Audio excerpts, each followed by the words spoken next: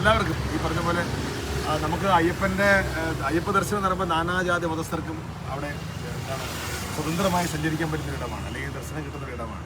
അപ്പോൾ അതുപോലെ തന്നെയാണ് ഞങ്ങളുടെ സിനിമയും. അത് എല്ലാവർക്കും വന്ന് കാണാൻ പറ്റുന്ന തരത്തിലുള്ള, എല്ലാവർക്കും ആസ്വദിക്കാൻ പറ്റുന്ന തരത്തിലാണ് സിനിമ ഒരുക്കിയിരിക്കുന്നത്. അപ്പോൾ ധാരണകളൊന്നും ഇല്ലാതെ എല്ലാവരും തിയേറ്ററിലേക്ക് വരണമെന്ന് അഭ്യർത്ഥന മാത്രമേ ഉറപ്പായിട്ടും. അതെ. പിന്നെ ഇങ്ങനൊരു സന്ദർഭം ഇപ്പൊ നമ്മൾ പോസ്റ്റർ ഒട്ടിക്കുക തലേ ദിവസമൊക്കെ വന്ന് ഇങ്ങനെ സ്വന്തം സിനിമയുടെ പോസ്റ്റർ ഒട്ടിക്കുന്നു എന്നൊക്കെ പറയുമ്പോൾ ഇതൊക്കെ പണ്ടൊക്കെ ചെയ്തിട്ടുണ്ടായിരുന്നോ? അതേപോലെ ജോലി അല്ല, പണ്ട് ഞാനൊരു പോസ്റ്റർ വലിച്ചെറി കളഞ്ഞിട്ടുണ്ട്. പക്ഷെ ഇന്നിപ്പോ നമുക്ക് അഭിമാനത്തോടെ നിൽക്കാൻ പറ്റുന്ന ഏറ്റവും ശ്രദ്ധേയമായിക്കൊണ്ടിരിക്കുന്ന ഒരു സിനിമ. അപ്പോൾ അതിൻ്റെ നമ്മുടെ തന്നെ അഭിനയിക്കുന്ന ഒരു സിനിമ, അതിൻ്റെ ഒരു പോസ്റ്റർ ഒട്ടിക്കാൻ ഒരു ഭാഗ്യം കിട്ടുന്നതാണ് ഞാൻ കരുതുന്നത്. ഇതൊരു വലിയ അഭിമാനമായിട്ടാണ് കരുതുന്നത്. എന്നാലും ഈ കേരളത്തിൽ അങ്ങോട്ടും ഞാനല്ലോ പോസ്റ്റർ ഒട്ടിച്ചത്.